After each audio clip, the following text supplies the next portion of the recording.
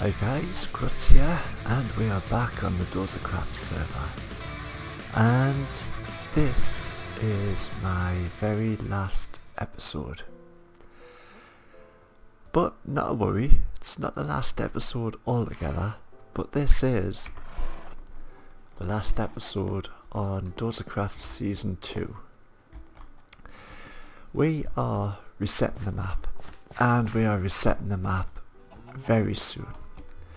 So, I thought I would do this final episode, and we're going to try to go through all the builds we've done during Season 2 on DozaCraft.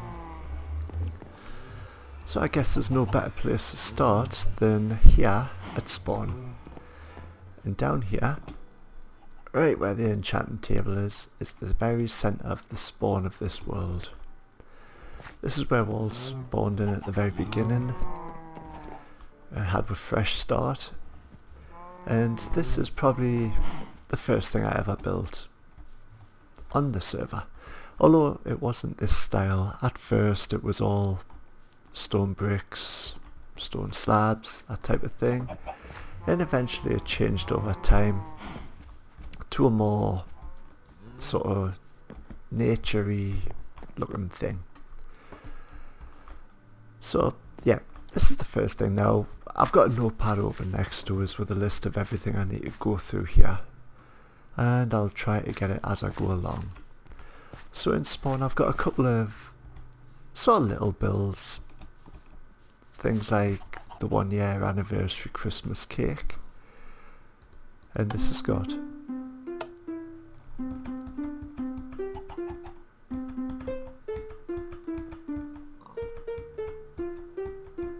a little happy birthday jingle. And at Christmas time I did have Christmas carolers here doing a Jingle Bells tune. And next to that we have me Redstone consultancy building, where we're taking jobs from people on the server for redstone work and get that done. Now, when I first joined in the server for a long time, I actually lived pretty much right where these chests are here.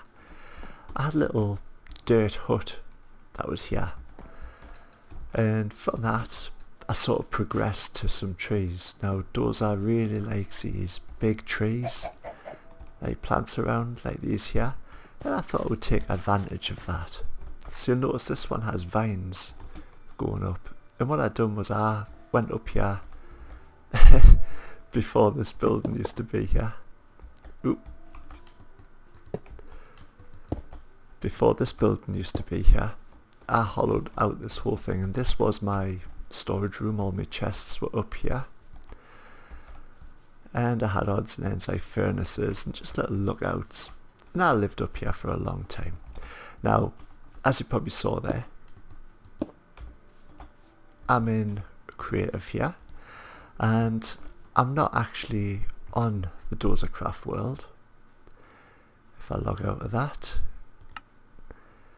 it's actually the DozaCraft world backup. Now, the reason I've had to go through the world backup is when Doza did his last episode, he actually went into peaceful mode and got rid of a lot of the mobs. A lot of my builds are mob orientated, so really I wanted to do this tour with the mobs actually still in place where they were. So I decided to do it like this. It's quite handy because it means I can sort of fly around, get around the place quicker to show off things. Now this is another build I did in the spawn area. Bit more of a recent build rather than the last ones, but this is the Lucky Lotto.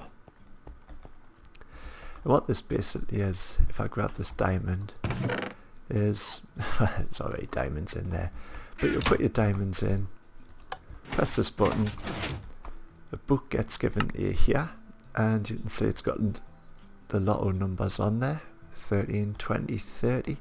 You would then put it in here to see if you win. And you hear the chimes there, doom doom. So I didn't win with that one. Have one more shot. 11, 17, 31. No, didn't win with that one either. But when you do win, you get like a sort of bit more of a jingle playing, and the diamonds come out of here. And I designed this so it could constantly run. This is the redstone behind it, and this is the jackpot chest. So as you can see, there's 16 diamonds in there, and whoever wins wouldn't get all of it, they would just get half of it.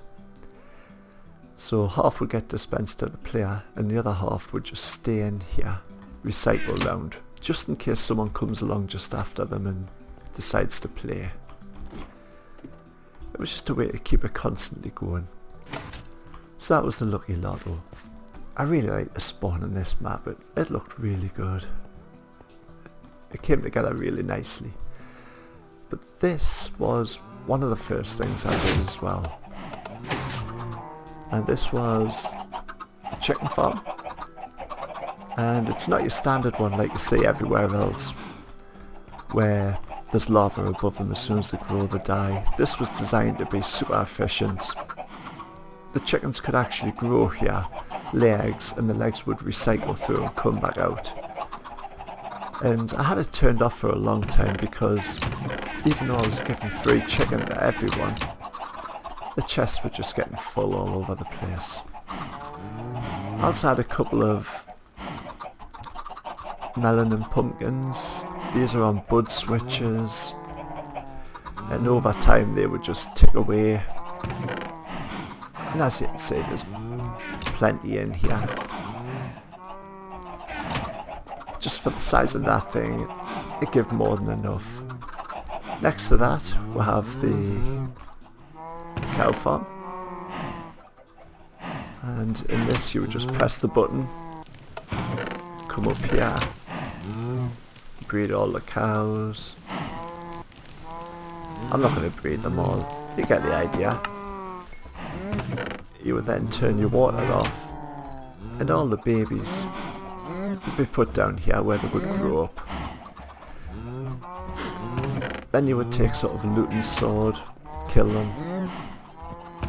If it hasn't got flame on, the meat was actually taken away, recycled into a furnace, and then put back out, cooked up there. And the last thing in this room was this fully automatic furnace array, which you could have in XP mode or auto collection. All it done was, for XP mode, it left the goods in here and you would manually take them out, and that would give you XP. Most of the time it was left in auto collect, but you basically just came around the side here, put your items in there, cobblestone, whatever. It would distribute them amongst the furnaces, cook them, and then put them out in the chest down here, and you could top the fuel up in this bit. So that was the first sort of automated farm section I had. The very first basic farm I actually made on here was the tree farm through here. And this was before you had the acacia and the dark oak, but this had all the tree types in here. All the birch are missing, someone didn't replant, but I love this design. You have your block in the middle for planting on, you then have the leaves correspond to the type of tree and the wood corresponding. Plenty of space in between. Works really well. These guys have been here since nearly day one. I caught the little one down there with full chain on, and at the time Doza collected chain armor. I really loved the stuff. And I had this guy, he picked something up, and I told Doza, and he was going to come and get him, but he never did. And then about a day later, I got the matching parent one. So they've been there for a while. And this one is your sort of AFK tree farm, where you come in, you stand in here, and you just right click on the dirt with a sapling. So you got 8 saplings, and this is designed to give you back more than enough saplings. And the wood logs will actually collect in here. So this is going to be noisy, but you turn it on, right click, and they grow.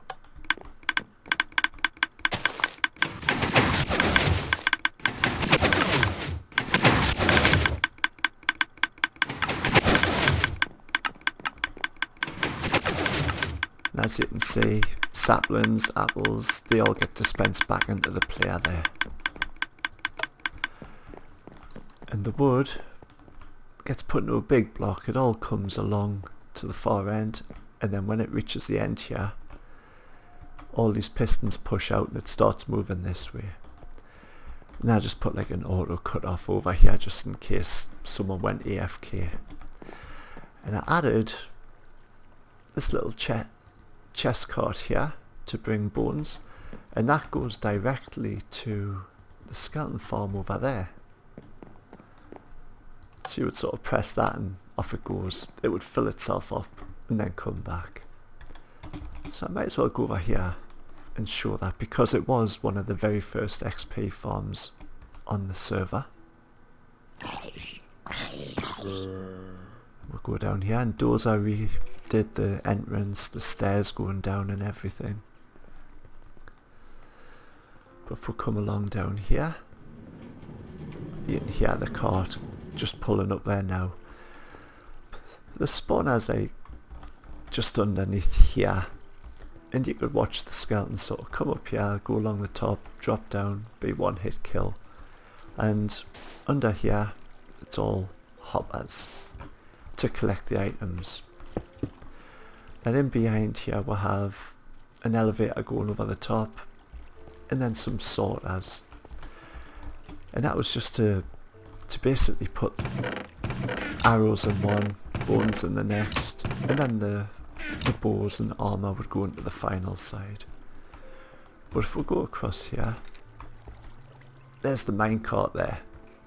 What that does is it just sits there and it fills itself up. At the minute there's no bones there. Well, I suppose it is, it's filled itself up there.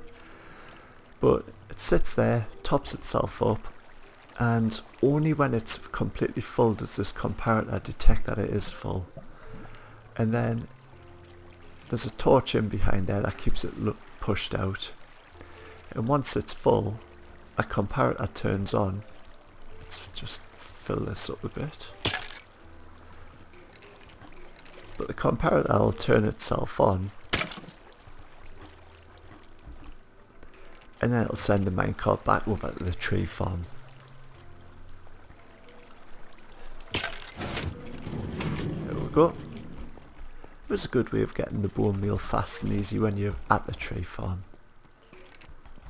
So let's get out of here. Right, and I'll get back over to the main bit of spawn. Now, another one of my builds on the server here was the Death Games building. And this is a direct sort of copy, well, not a direct copy of the design, but of the concept that Etho did on the Minecraft server. Each day a random person's put into the chest there, and then we'll have the Death Game armour and equipment that you have to wear to go and kill that person. If you kill them, they give you a diamond. If not, you pay them a diamond. But there was loads of fun had on the server with that. What else is there? My base, yeah. So, Pigopolis, this is my base. I was in the tree over there, and then Town Hall got built, and it was going to cut into that tree, so I decided it was about time I got myself a decent type of base. So I actually just dug down here and started going around the corner. The reason I went this type of direction is I wanted to get out of the spawn chunks, because I knew I would use a lot of redstone. Now, this just goes up to the room with the chicken, cow and furnaces. It was just pure, I looked at it lined up like that. This is my idea room where I just thought about things, went AFK, wrote things on signs that I wanted to do. It's amazing how much of this I just actually didn't get round to doing. But never mind. And then through here is my actual main base. And this is the Enchanted Bush, which, if you don't know the place, you come in here and this is all you see. But if you've got a redstone torch, you can open up all the places. So as you can see, that opens up a brewing station with infinite water. This one gives you an enchanting place. This one, smelting area. This one gives you anvils, crafting, end chests, small storage. This one here is actually my bedroom, which you can close from the inside as well. And I had to leave this space here for when it was closed, because if I died, this is where I would respawn. And I also need the button to get back out again. Down here, the jukebox with all my music discs. And then we have waste disposal. As in here, it just gets dispensed into lava. And then the final door is going down into the main bit of my base. So from a little room that looks like it's got nothing in it, you've actually got everything you need basically in this bit. So if we go down here, you can close up from inside again. And just got a few wither skulls hanging around. And then some member names with dates on. This is from the death games. Diamonds that are won off people. And I just like putting the names and the dates on to keep track. Then if we go down here, we'll come down to my underground base. And this is the main section of the base. And my sewers. So right here, another redstone key. And this one opens up the drawbridge here.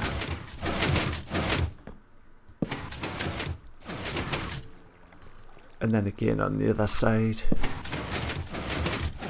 that's to close it out. And this whole place, and I mean everything from here, was dug out. There was no caves. I had a lot of help from Jack, oh hi Jack Jones, helped us dig this whole place out. And then I repeated, let's go along, this design, this pattern, the whole length. And these sewers basically go from the ocean on the east side to the ocean on the west side of spawn. And it was a nice quick way of travelling. This is my main sort of centre bit of my base where I was going to put my storage. Never actually got round to doing it. I just get too sidetracked with things. And then through here, I was getting pranked a lot with pigs. You can look back on any of my old videos on the Let's Play, and you'll see these that I'm talking about, but I got left with a lot of pigs, so I built a little pig sanctuary down here. And again, this was all dug out manually. This was solid. I dug the whole place out, and it was just somewhere to put all the pigs that were left from the prank, somewhere for them to live. And I did have sort of full intentions of building little pig houses and a little city down here, but again, never got round to it. And I love my saddle skin for pigs with the little boots and the helmet. Looks so cool. But this was the first bit of cave that I hit when I was digging out here. What's that? Okay. Everywhere I go in here I seem to get random, more cave there, random letters just dug in. There we go, there's another one. There's Buster. Buster's left over from Doza's prank, where he actually took 32 pigs captive, and that's the only one I actually managed to get back. Buster. It was going to be an ongoing prank. Now through this bit of water here, we come to my hands-free piston elevator. Hopefully this is going to work. You just run in, centers you, and then sends you up. And then to get back down, you just stand on there. It takes you back down. And this leads into the Pig Liberation Front, which is a lovely pink pig building. And I had a lot of fun making this. And I've got a couple of people, office workers in there, full uniform. And then we've got the receptionist here, keep an eye on the place. And this was for anyone that was found pigs in distress, needed help. So we'd put a note in here, and then we would go and rescue them. But yeah, very pink. That's why it's over here, not in the middle of spawn, because I don't think it would have looked quite right over there. So it was built out here. And I think that is all my spawn builds. And I did the iron farm, which is under there. I added the storage, and I couldn't help putting the golem's head on there. And then at Christmas, Doza added the golem's Christmas hat to it. What I didn't show on the wood farm over here is I actually tried to make it look a bit like a lumber mill, like a wood mill. So it's over the water here. And what I put around the side here was a bunch of floating logs in the place. A crane that sort of picks them up and brings them into the saw. And then a big saw here with a water wheel power. And that's something I don't usually do. I don't usually try to pretty things up. But yeah, I give it a shot here. So, if we go through the portals now, we're into another build I did, and that was the Nether Hub. Get a little bit lag there. Nothing really much to say about this, just a sort of big roundish design with rooms on the top and the bottom, plenty of space in case anyone joined and needed a place to stay. The MRF is the mob research facility, and I broke through the bedrock ceiling here, and I had my minecart track up here. And the reason I did that is I have a nether perimeter running underneath where I am now, and I had to figure out a way to have a track but nothing able to spawn on the track. So I figured this was the best way to do it, just go on top of the nether roof and wouldn't have any hassles at all. Right, okay, so we're back over the other side now, and this is the MRF, and that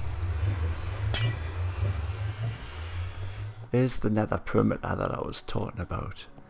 And this was a huge project for me. I spent months and months and months digging this out. Not all in one shot, just every so often stick some music on, get an inventory full of enchanted iron picks, and just come in and dig. And that was all for the Wither skeleton farm, which is over there. But first, let's go through the MRF. This was my first base away from spawn.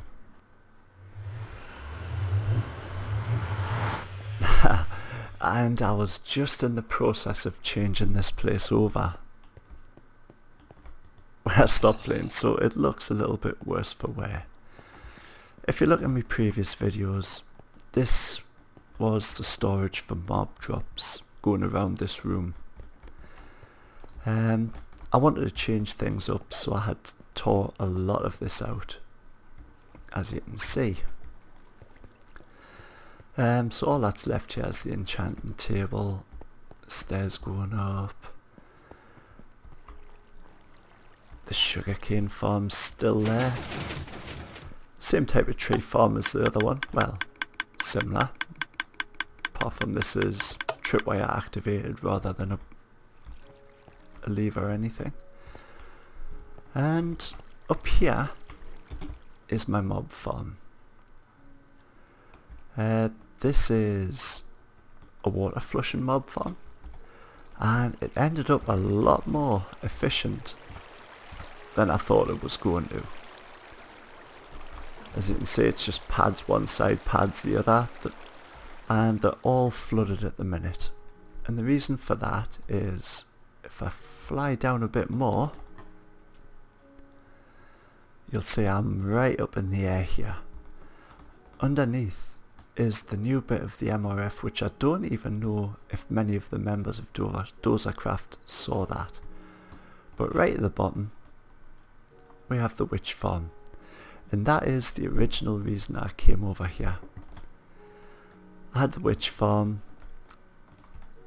which is turned off at the minute, and I built this here and slabbed a lot of the area, lit up a lot of the area, and built this. And when I first came over here, I did have an iron foundry. No, it wasn't, it was the other one, the iron trench. I had the iron trench out there, but I ended up tearing that down and reclaiming the resources of it. The iron farm at spawn, with it being in the spawn chunks, was more than enough for everyone. Next to it we've got Panda 9449's design of an auto fishing. I slightly adapted it just so I was more enclosed in. With this being a mob place, I didn't really want anything sneaking up, so when you pull the lever, it sort of locks you in place. And I spent quite a bit of time AFK fishing here. These mobs are my original ones from when I first started building here. So this was the very first witch I caught in the witch farm down there. And I don't even remember the names of them. Hilda. Right. Yeah, so we've got Hilda there. Yeah, you haven't got a name because you're holding a block, obviously. Who else we got? He's got his boots on. Spidey, yeah. Very original name. And then, is it Sir Sizzle-a-Lot? Yeah, Sir Sizzle-a-Lot. And yes, he's a charge creeper. And that was the funniest one ever, really. That was a normal creeper when I put him in here. But if you notice, iron next to that, but not there. I left the top open, joking around saying, yeah, one day lightning's going to hit him and he's going to become a charge creeper. And honestly, after about a year, that finally happened. And I was amazed, but yeah, it did happen. So let's turn this mob farm on. I still like this design. So that's the mob farm turned on. You hear pistons go, and that sort of turns water on and off. So if I fly up here now, it's in XP mode at the minute. Has it turned them on and off? Yeah, you can see them out there. The water sort of alternates from side to side and pushes the mobs off. Then the mobs sort of fall down here into the water streams. Spiders get burnt straight away. The rest of the mobs fall down the hole there, down the bottom. But like I say, this was a lot more efficient than I thought it was going to be. I wanted this design just because I wanted the option of turning things on and off. But it works really good. And the switch out and switch off into loot collection mode, and it just turns this water off here, so they instantly hit the bottom and die on the hoppers. Again, you can see these designs in the previous videos. And then the collection system is here, and as you can see, the majority are one-hit kills. Very noisy. Then a little attachment I put onto this was the record room, and you sort of stand here and the skeletons look at you, try to shoot at you, and end up shooting the creepers instead. Obviously, they're not going to see us because I'm in the wrong game mode, so game mode 0. There we go. Now they're shooting.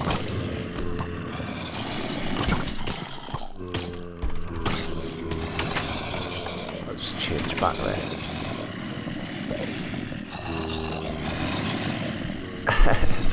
And yeah, I've got a switch here, which when you throw that switch,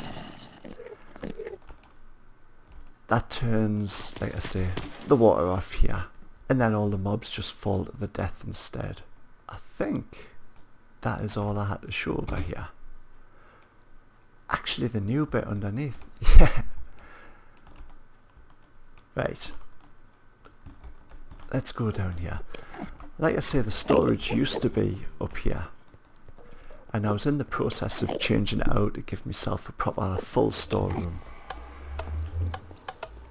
So, as you can see, I have a crap load of sorters here for all the different mob drops.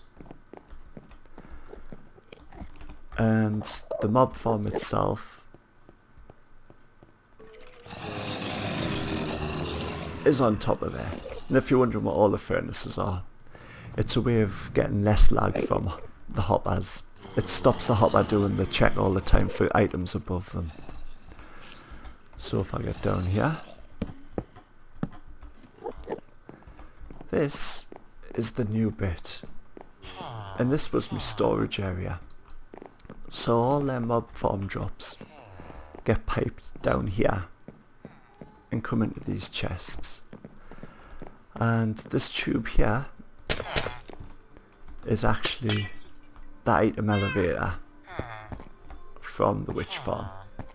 So you would stand here working away and you would see all the items from the witch farm going up there.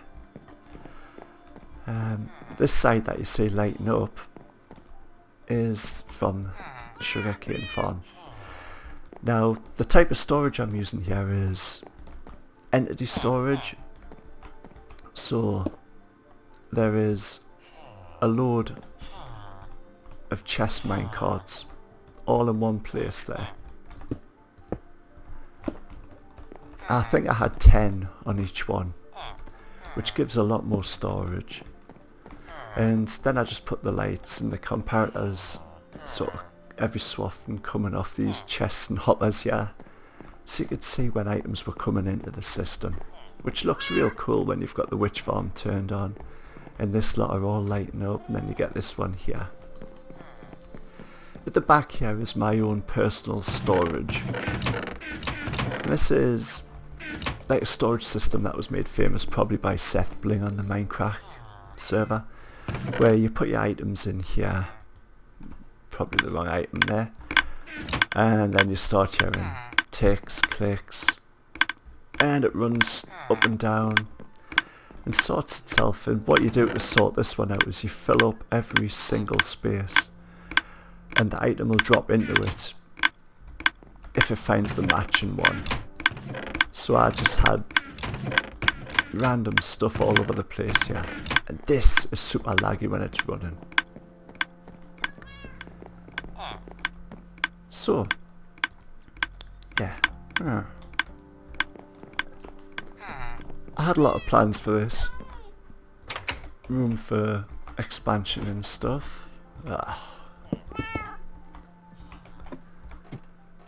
As you can see, I had another room down here. I don't know how he got down here. And then like a wiring room underneath. Yeah, so that's it for the MRF. Actually, before we go back to the hub for the next area, I might as well finish the builds that are over here. So, you'll notice the ladders here. On top of here, I have a gold farm. And this farm is Impulse SV's design. And I was going to do a big, massive gold farm, but this isn't my design and I didn't really want to take it much further. So it is just a shift and floor design mobs spawn over there, floor shifts, drops them down, and then they just die down there. And as you can see, I was going to go out all 4 sides, but I think if I was going to do that, I would want it to be my own design. I would want to come up with something myself. So let's drop right back down here and go into the perimeter.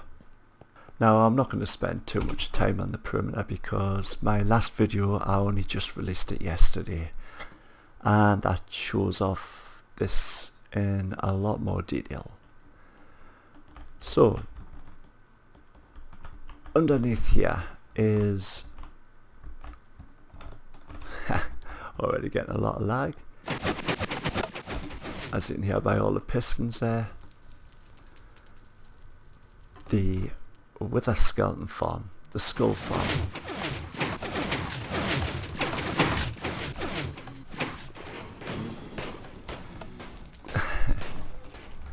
Chunk loading errors and stuff. But yeah, like I say, I'm not going to spend any time going over this because I just released a video yesterday about it. If you want to see more about this, then please go back and watch episode 25. Right, so I've covered all my builds that I did in the nether now, so the logical place to go would be the end. And here we are in the end. Now, Doza made the very first end farm. As you can see, Endermen spawn at the top, you just run round and hit them. There was no sort of automated side of things on this one. This was basically spawn them and kill them. No frills to it. And like I say, Doza built the actual end farm. But then we'll have this little room out here.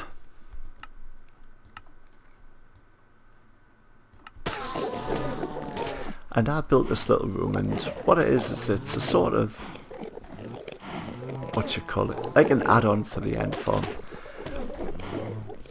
Decided one of the main things you do when you're in the end is enchant your armor, your equipment, your swords, but books, you also do books. And then I started wondering, why has no one ever sort of put the ability to create books in the end farm? So, got cows over here, and same as my other one, bounce up and down, you just breed them there. But what I did with this one is the babies were born and they go down like a little mob sort of upwards elevator transportation system. And then if I get down here, they just come out of here and drop into this part. Then once they've grown up, you kill them here and their drops land in here. Then you've got your sugar cane around to create books. Obviously a little bit of carrots and your wheat. I don't know if you'll be able to see much here. Yeah, this was my little work access. Actually, I'll be able to fly outside. But this is where the cows travelled up once you bred the babies.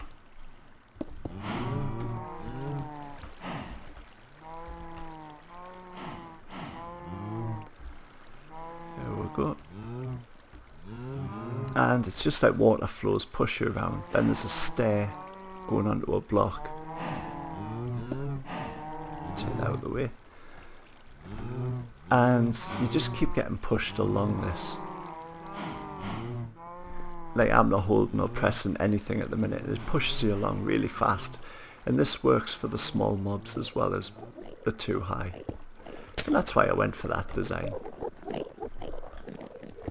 And I've no idea why I'm fixing things.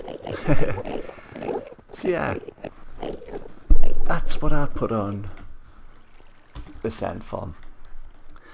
Now later on, Etho did a video where he used TNT killing to kill Enderman. We thought that was a great idea, so we made the end farm 2.0. And I decided to do something different for this. So as you can see, here's the end island, and I literally flooded the whole island, and I mean every single inch of this island. It took me a while. It took me a very long while, but I did it eventually. Had to put half slabs on top of forgot the name of it, bedrock, and half slabs here. But I did that, and then what I did was I actually dug out a hole all the way through the island, and I built the end farm on that. And I'll sort of look back now and I think to myself, like, why did I do that? Why didn't I just build a path off the other side of the island? Would have been so much easier. But yeah, that's what I did. I'll stick by it.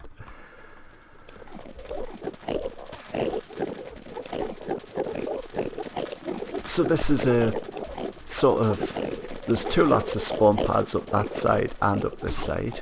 So if I fly up, it's just the same on both sides, and it's just a piston pushing system where the spawn on these ones, and then get pushed off. They then fall down, and what I wanted to do different with this was I wanted them in a single line. I wanted it one wide, not too wide like a normal end farm.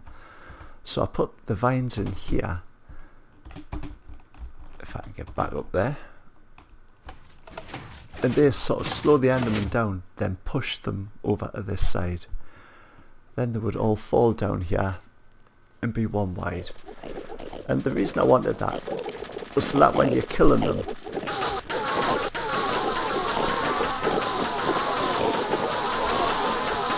the backs are actually back up against the wall. The XP goes nowhere but to you.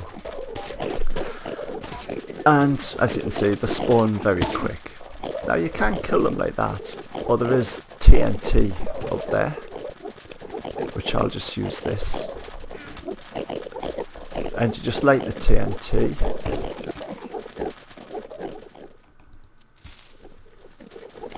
That falls down. Explodes and kills all the endermen. And then sort of by the time you've picked up all the XP orbs from this, they've respawned, and you would just repeat it again. Usually you would use a flame ball and just shoot it up there. At the minute this is set just so one side works, but there is sort of the option to pull that open and they'll fall this side. And I've also got the other side lit up. So if I kill off some of these, they'll start spawning on both sides.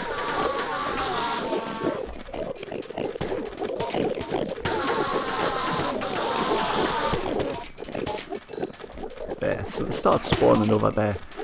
So when you use the TNT, it gives twice the spawn rates. And then underneath these, as you probably saw, it's just hoppers picking up all the end pearls, and then we kept 3 chests on either side, and then the rest come out here and go through this little maze of wiring. Yeah, I had just recently taken the water away from this because I had to change something up. Whoa, huge lag spike. But the ender pearls come along here, and at the minute they're getting fired straight into this ice block and then just falling out the bottom into the void. But I've got it set up so there's another lever in there you can pull, and what happens is that ice block goes down. Then all the pearls that get fired into the void, usually, that goes down, and this piston pushes out, then the pearls actually travel along here instead and end up in this item elevator, which if I follow it up comes all the way to the top and fires through the end portal. And the pearls that are firing through the end portal, when there's someone at the end and you're standing here, you can actually see the pearls bouncing around here. And as you can see, there's hoppers underneath there.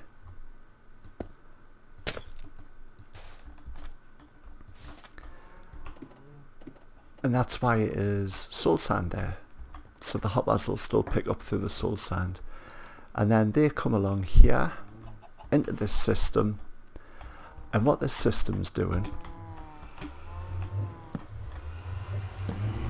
is just putting pearls straight back into here. So we've got 2 pearl chests that are constantly stocked. And it's all done silent and hidden, so you don't realise it's being done. So if you come here, take a stack of pearls, straight away it starts filling up out of nowhere. And like I say, it's silent, it's nice. So, wow, that covers the end. So that's the end. Next, Dozerland. Here we are at Dozerland, and I thought I would start here because I don't actually think I ever showed this on a video. You've got Dozer's King of the Ladder there. This is Mob King of the Ladder. As you can see, we've got zombies running around in here. If I fly up, yep, he's just being knocked off. But at the top here, we've got a villager. And what's happening is they're trying to get to the villager up the top. And this tower here is a walkway actually all the way up there. And then I'm using the carpet tricks here. So they think they can actually get dropped down here and go and get them. And they end up getting pushed up onto the vines. And then climbing. There we go. There goes one now. And then they climb the vines. And it's just a little gimmicky sort of game of King of the Ladder, really.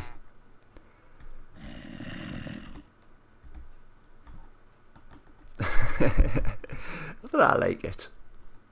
Anyway, let's get on to the proper things over here.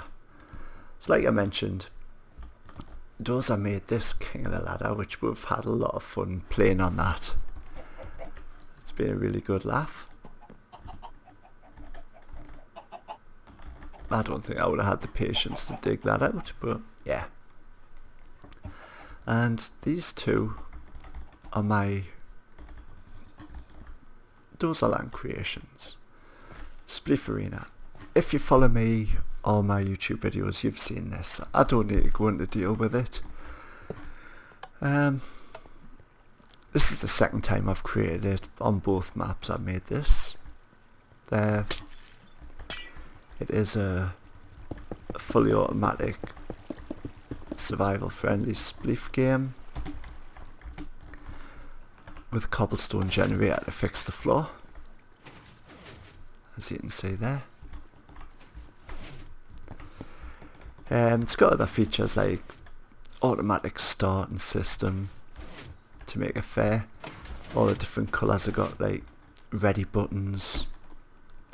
So you come up here, you stand on here.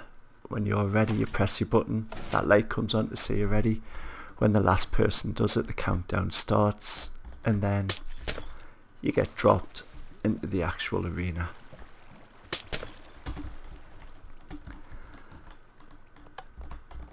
But yeah, if you look back on my videos, you'll see that build a couple of times. Then we have the Hunger Games arena. This is probably one of the biggest builds I've ever done. And we never actually played it, which is a bit of a shame, but it was still fun to make. I'm not good with houses and stuff like that, so I got Doza to make this first, and it looks really good. So just jump in here. Hopefully the track's not bust up. But you can see the Hunger Games logo there that I built. Never got around to putting the ring all the way around it, but I still think the Mockingjay looks good as it is. Alright. Why is there not a cart there? It's better. So yeah, this is the Hunger Games arena. I'm just going to quickly walk around it. I'm not going to explain everything in it, because I've got about 3 videos about the making of this. But it's basically, the person running the game comes in here, chooses the items they want. This is to go into the main cornucopia, and then you put some items out here to go into the outer chests.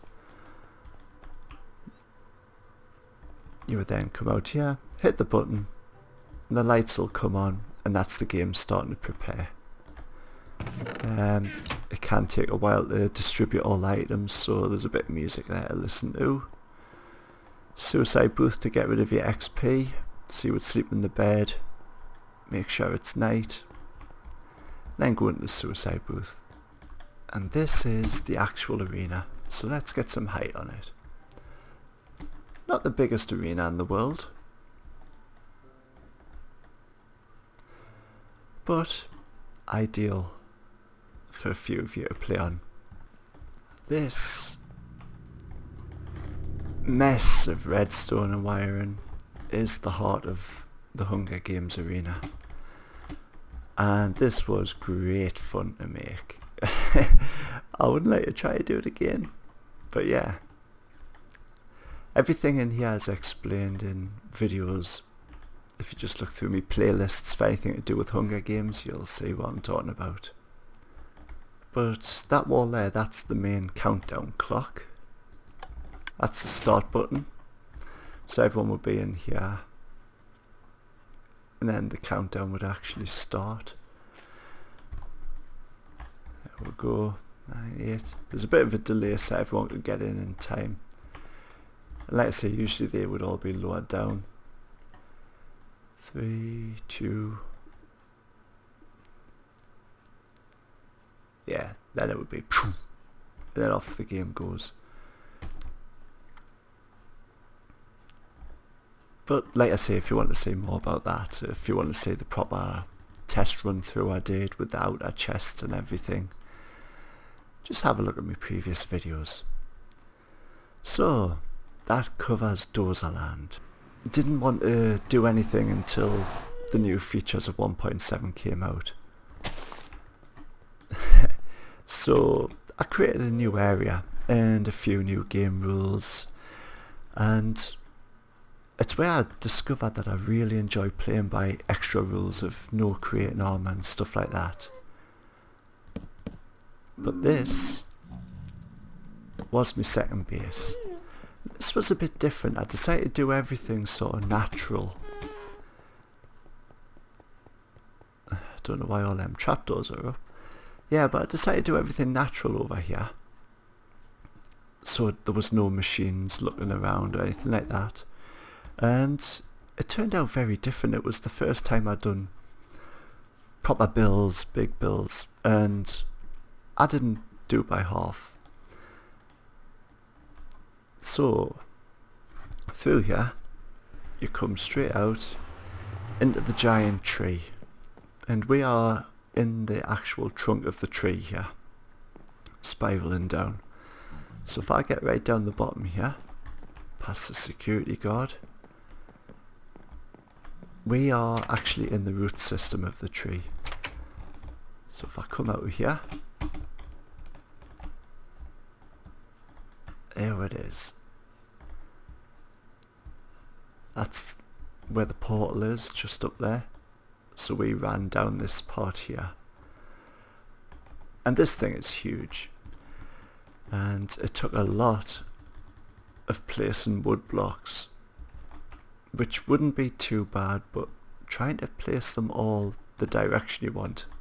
For example, when I wanted to place that block there, I had to put a block, then place it, then take it out. So it was a giant pain in the ass. And when I was building this is what I was using to get me wood.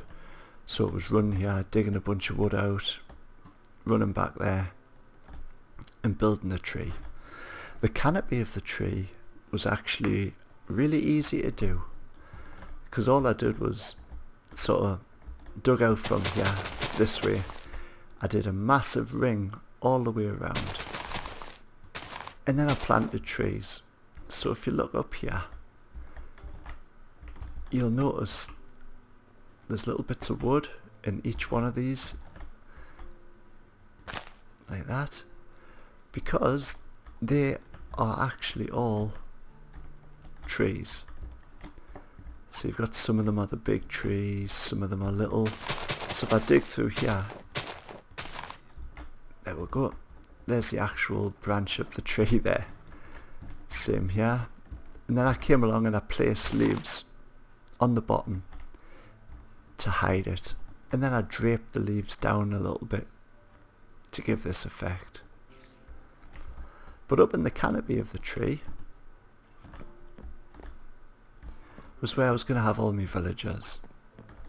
So I've actually got a fully, well, not fully, but a few little houses in the top here.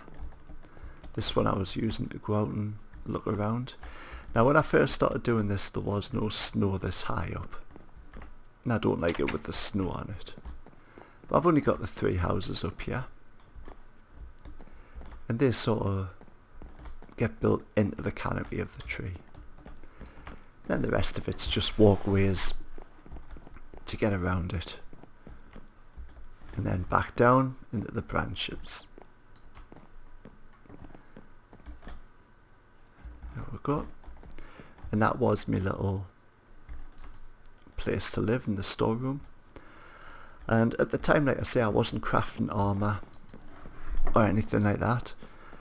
So I found a zombie spawner, and underneath the base of the tree, in amongst the roots, we have this area.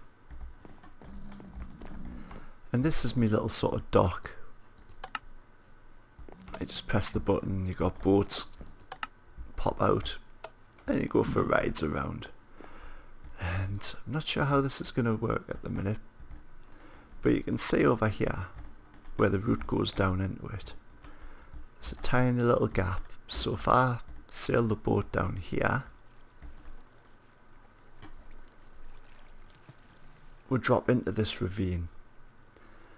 Now as you can see the cobblestone there, I cut the ravine off halfway, because down here on the right hand side I also added all the vines and lit up and stuff. We have a little skeleton spawner that I found. I just put like a little dock to get out, and again I try to keep this sort of natural looking. Don't know why I just broke that, but they come up here, the vines stop them from seeing you, and then they drop onto this block and you just punch them. And then I was joining all the armour together and repairing it. As you can see, there's no enchanting table, I wasn't allowed to enchant. And then I just had like a little AFK room with a cactus to dispose of stuff. Yeah, so that's my little XP farm I was using. And if we jump back in the boat and go back down the ravine, I'll show you the way out. Because getting down here was nice and easy, because it just had this big water drop here. So to get back up again, I made this little boat elevator, and it took a few sort of trial and error to get it right. But you just sail your boat in here, and I'm not pressing anything at the minute. It sort of gets you to the top, it'll spin you around, and then pushes you out, and aims you back at the dock. There we go. And you're back. And also hidden around here was going to be where I got technical. Was it there? can't even remember where it was. There it is. I have a little staircase that goes down. And I was going to go into my proper storage room from here. Just a little button to close it up again.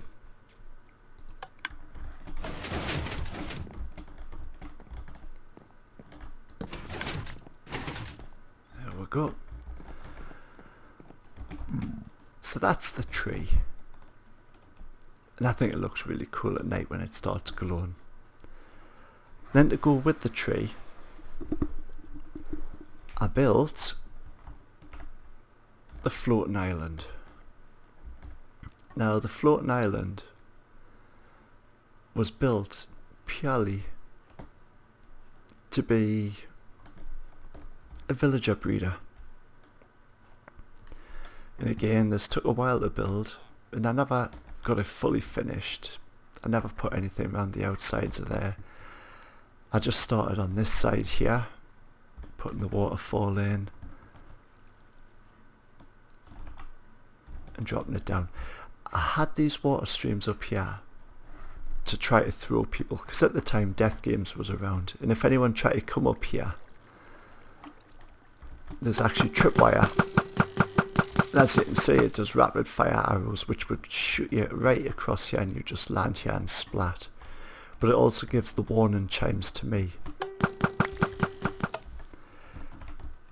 And then I had the same over this side, which should be on a different note. So I knew which way they were coming in case they got past it. Then in here was where I did all my initial villager breeding.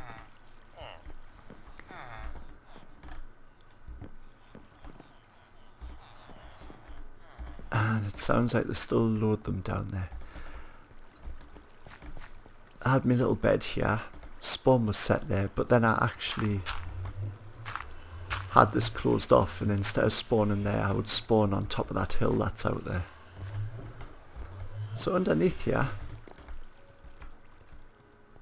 we have the village breeder, which is Tango Text design. And it did exactly what I needed it to do. Worked really well. Is there anything else here? The portal. As I showed you before there, I had the defense system shooting anyone coming up that way. The actual real way of getting to and from this island was through this portal. So you come out here, you press this, and as you can see you're in this little tunnel here. And again, I like redstone keys for everything. That just closes it up. So it was my own sort of secret way of getting to the island without having to deal with the arrow system. And I think I've been talking way too long because my voice is starting to go. So, let's have a quick think here. I've done the spawn. I've done the MRF. This is my nature place. The only thing I haven't showed here was me water mill, which I never got round to sort of doing as I wanted to. It looks like it's burnt down a bit. But this was the water mill. Yeah, definitely burnt down a bit. And the idea behind this was I was going to put my farms into this mountain here. That's a fake waterfall going over the top. But as you can see through this bit,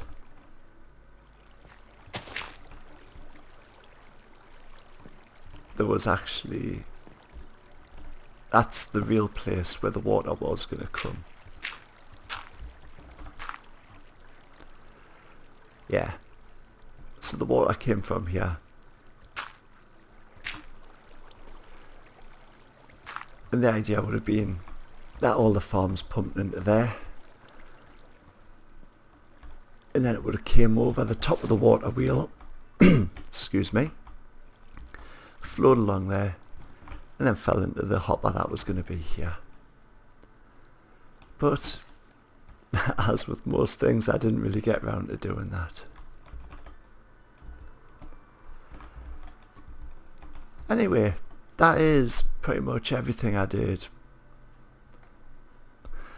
on Season 2. So, all that's left to say is thank you very much for watching, and I will catch you on Season 3.